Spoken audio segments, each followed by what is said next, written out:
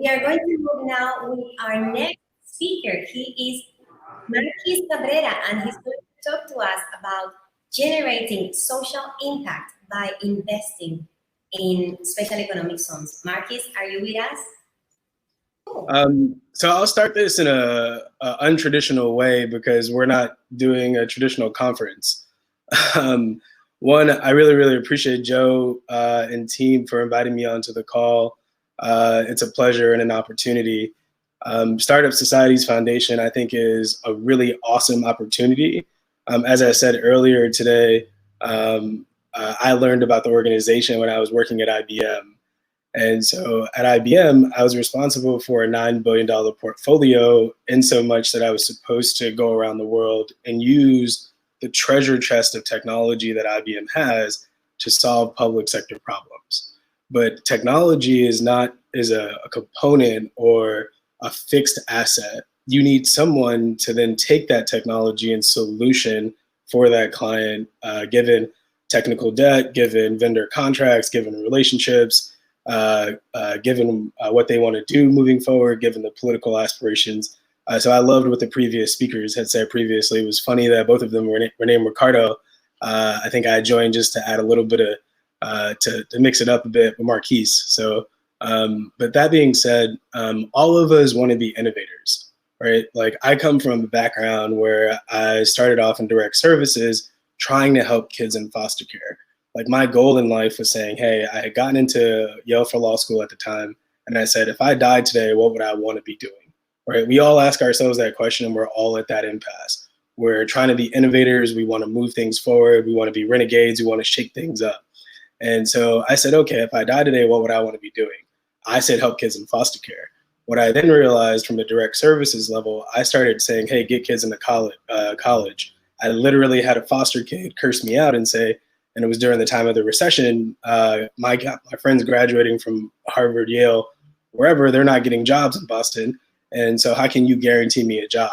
So I was like, wow, I can't even guarantee you a job with my nonprofit, right? So I quickly pivoted that model and said, let's focus on how are we going to focus on economic development for kids and leveraging the networks that I had and the access to networks I had to help these kids now get economic opportunity. So it went from direct services to this economic opportunity focus. And so I said, okay, great. Kids in foster care, and I tell this story because it'll get me to special economic zones.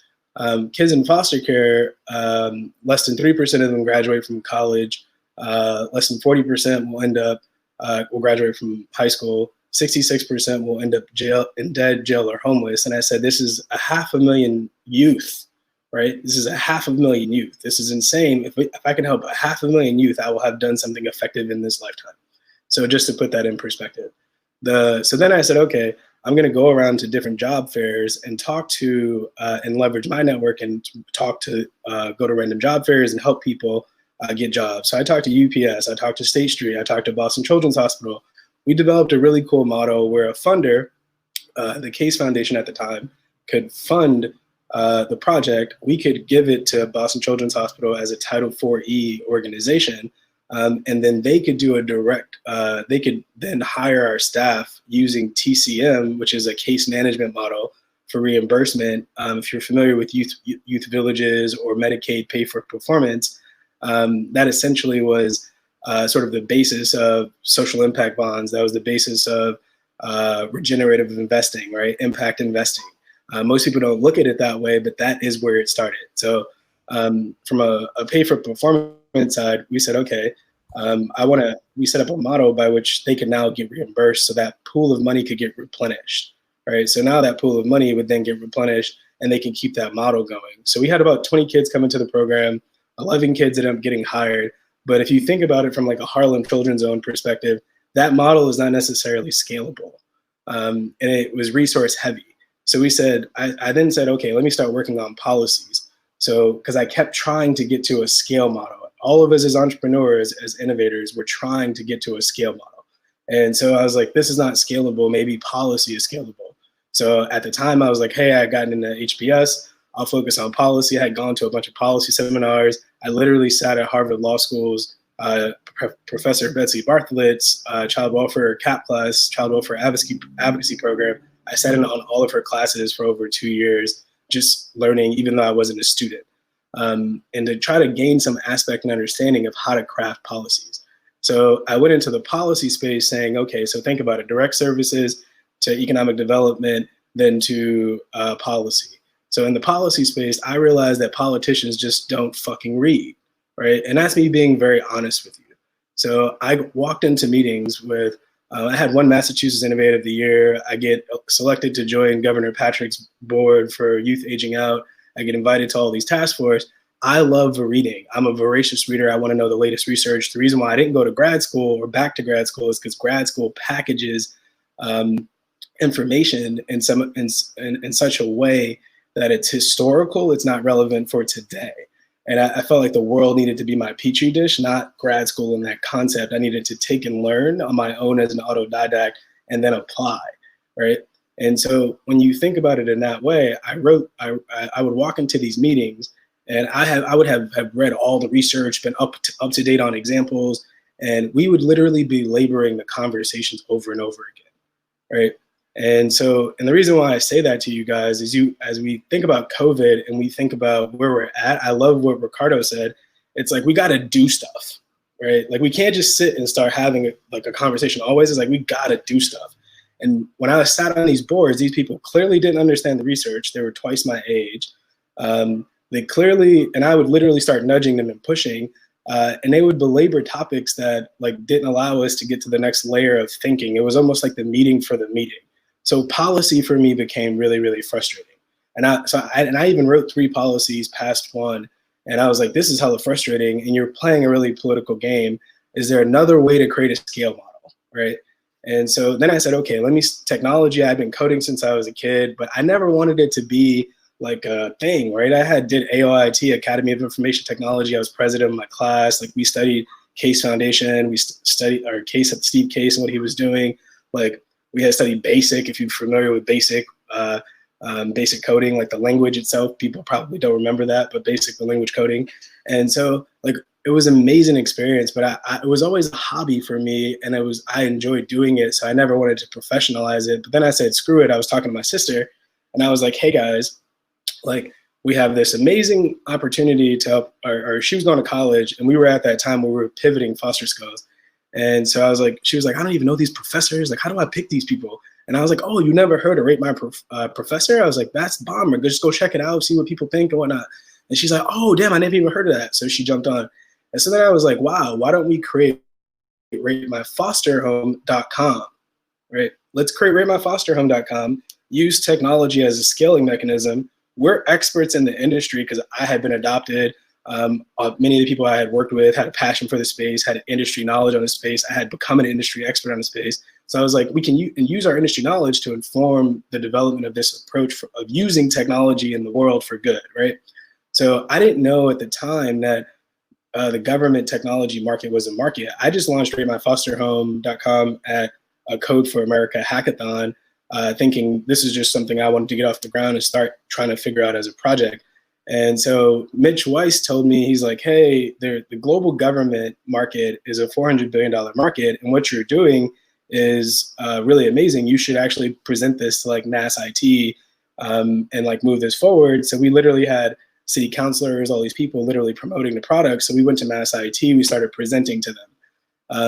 And then they were like, they validated this is necessary, there's a need for this, this is amazing. So when you look at it, I then sat in on a course with Mitch Weiss with a bunch of other government officials where he walked us through how to take a public sector innovation to market. Digitally too, leveraging channels, given that you have to keep resource low. So I love what Joe's doing with the Hopin. So to point it out, what was interesting at the time was, then I said, okay, I had learned about the government tech market. I was sitting in New Jersey, and New Jersey had a case study where we prioritized going after and implementing this product in places where they had monthly visits for foster homes. So we wanted monthly visits per state. There's some states that don't have monthly, they do every 3 months or something like that, but we wanted monthly. What we realized in New Jersey was you needed 3 contacts before you would remove a kid from a home, and it cost $15 million to run that actual operation. I was like, that's absolutely crazy. You could buy a SaaS-based tool, get real-time information, and why wait 3 times for a kid to get their ass whooped? And and then like remove a kid on the second or third time versus like getting some real-time information on the first time. So it sort of started that melding of information. I started learning from Bain on what Net Promoter System was. I started learning from different industry experts on UX and design. I went and I co-created with the Columbia University Social Caucus for Social Work and Administration to get their opinions on the tool or how they would use the tool. So again, it started with this community co-creation.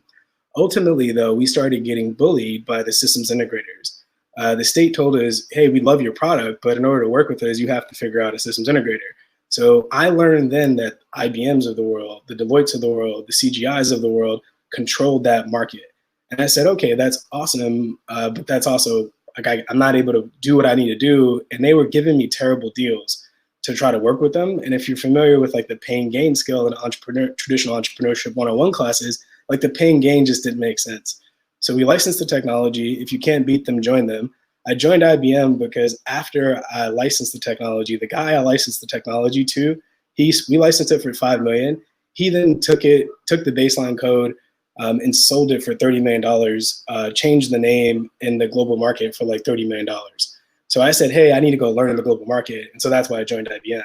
I spent 4 years at IBM. And the reason why I wanted to give this example on why I'm supporting Joe and team and Nuance and the Startup Societies Foundation with $8 million is because when I was at IBM, I'm an entrepreneur. I come from this space. I'm a social entrepreneur. I saw thousands of companies that could have benefited just from contract fulfillment that on a gap analysis. What does that mean? IBM has access to a ton of clients that you don't have access to as a startup. Hundreds of millions of clients that you don't have access to startup that's spending hundreds of millions of dollars. And in this market, especially with COVID, you need the IBMs of the world. You need the Deloittes because they're the incumbents and they have the relationships. And if you can't go see those clients or gain those relationships, you need to work through them as channel partners. So that's my advice to some of the entrepreneurs on the call. But what pissed me off the most was I would watch these vendors, and I'm not talking about IBM specifically, but they would strangle startups. So a startup would come in, maybe win a bid, a low-hanging fruit bid on an API deal or something like that. And if the big vendor didn't like it, they would allow that startup to fail and strangle them and allow them to, like, not allow them to report data out of systems, like do all this weird stuff. And that startup had no idea how to play that game, right? There was a social game in a construct that nobody knows how to play unless you come from working with big vendors, unless you come from working at the IBMs of the world and know how the game is played, because you just don't know the strategy. And so what I realized at the time, I was like, hey, I asked my boss, they had promoted me, they wanted me to stay. I was a high potential to make CEO. Really loved my job at IBM. I literally hosted government officials from all around the world, closed deals in Africa, all around, and I built stuff, right? I'm a builder. I'm a developer. I like building stuff. So it was really this opportunity to learn all of these technology suites, gain access to all this industry technology, and then start to build for my clients. When I started to build for my clients, though, what I realized was that like, I'll give you an example. A minister from Denmark said to me, I don't know technology enough, Marquis, to pass technology policy, and I need to pass a policy the next month. I had a vice president of a country in Africa say to me, hey, like, Marquis, I want to do this for my country, but I don't know how to do this, and we don't have the talent to do this. We keep spending money on educational opportunities for our people, but it's not generating new jobs nor new sustainable business models. And it's frustrating us because we're spending the money, but it's not people are not seeing the benefit. And I don't know technology to go build stuff. So I said, this is crazy. So I said to my boss, I was like, hey guys, you should allow me to spin out a company and I'll go spin out a company and run it. And they were like, no, Marquis, you're too valuable to the business.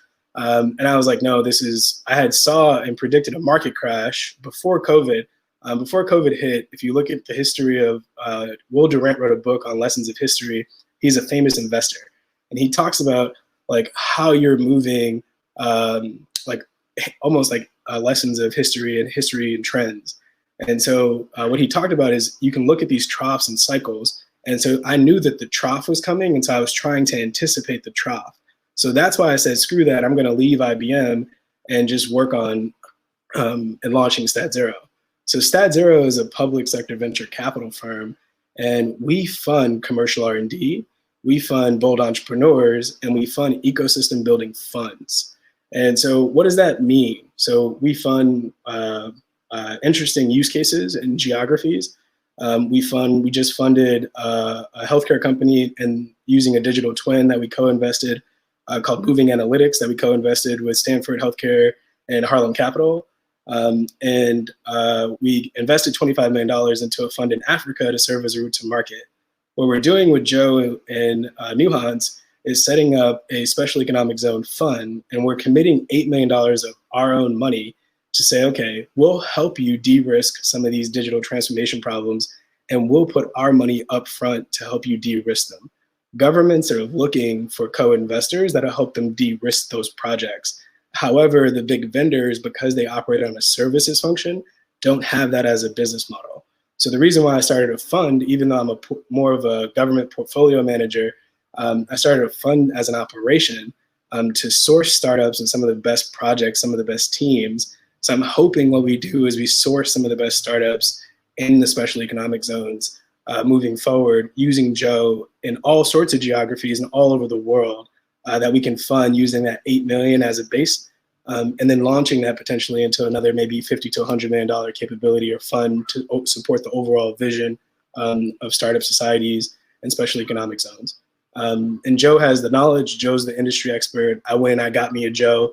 So if you are wanting to start a special economic zone project, go talk to Joe because I trust him to deploy the capital as we continue funding.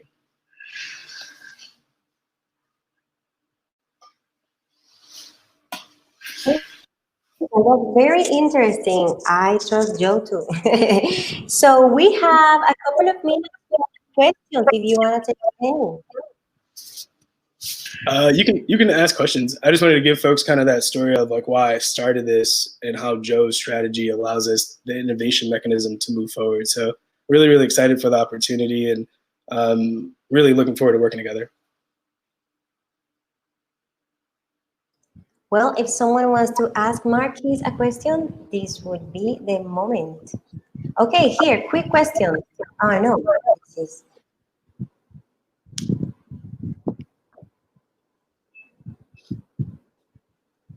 Well, people are saying amazing, this is spectacular, but I don't see any questions. We still have 2 more minutes. That was a very inspiring story, Marquis. And what you said about foster care, it applies to many places in the world, actually. And I think you're right. So we have a question from London. Post-COVID budget collapse and tax hikes is happening now in US cities. What opportunities do you see opening up? I honestly see a lot of offshoring capabilities. Average check size from StatZero varies. So we have use case investments. So we can do anything from 250,000 all the way up to 25 million. So it depends because we're an LPGP. To answer the second question, we launched a COVID challenge of our own because of what we're seeing in the US and the tax hikes. So post-COVID budget collapse, I'll give you an example of what we're seeing. I want to be specific and mindful of everybody else's time. So I'll say, because I literally was writing a blog on some thoughts on how I was looking at this space. But as a result of the tax hikes in the US, a lot of folks in the innovation communities are leaving those innovation communities. So if you go to Palo Alto or Silicon Valley and drive around right now, a lot of those spaces are being, people are leaving those buildings, people are giving up that property and giving up that real estate. What it will also cause is folks to actually look to more offshoring digital sourcing or digital workers. So I recently hired an offshore digital worker team in India, in so much that I could now hire that team and have digital workers, especially like in the past, I needed to see my developers and I wanted to do my paired program. I love, just kind of kicking it with them. That has now changed, right? And so if that's the case, and I don't necessarily need to be next to a developer, I need to validate their work and then give them a specific project. So I think that has also changed as well. And then I just want to give a couple of comments real quick on just inequality, and then I'll jump off. I know there got some guys on the call that want to talk, but I just want to say, as we think about COVID, and I want to be very specific with this audience because I care about everybody on this call. when you look at the inequality that will exist as a result of COVID, it is dramatic. And if you look at what's happening in the UK, every services-based economy will get hit. The UK, as an example, had a 10% contraction on their economy in Q2, which was in 300 years, the largest ever in financial tracking of the UK. And so to give you that gravitas of what is happening, I think it's important to realize that. And to transition really quickly to say, we do need special economic zones to test some of these strategies. If you look at Denmark, they have a terrible, crazy tax system, right? And so in policy, democracies right now, and I say this very strongly, need to be privateered. Democracies need to be privateered right now. And if public officials don't understand technology enough to pass technology policy, imagine in a dictatorship kind of environment how fast you can move and the competitive advantage that provides for their economy. If you look at the degrowth right now, the Chinese economy has contracted about 3%, and their economy was 20 trillion. So that'll get them to about a 13 to 15 trillion dollar economy. The economy for the US was 40 trillion. We contracted at about a degrowth of 20%, if I'm accurate. So that'll mean we'll have an economy between 17 to 18 trillion. A convergence economy, that those two economies that close have never ever been that close since the Cold War.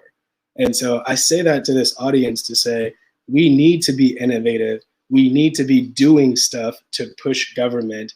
And we need to be figuring out how to support our governments. It doesn't matter if they're Trump or Boris or whomever it is. It's democracies are at risk right now. Democracy is at stake. And I think this is that time in history where we do need innovation and folks from all over the world who do believe in democratic principles to be fighting for them using technology.